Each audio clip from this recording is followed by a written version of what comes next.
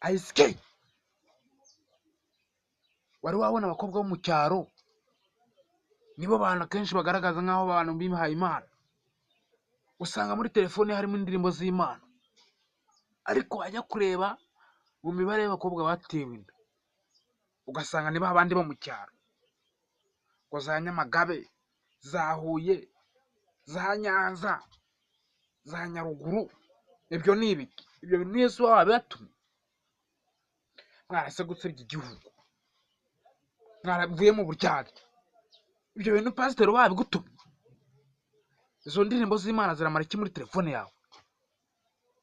Ariko mwatubabariye, mwagabanyije uburaya.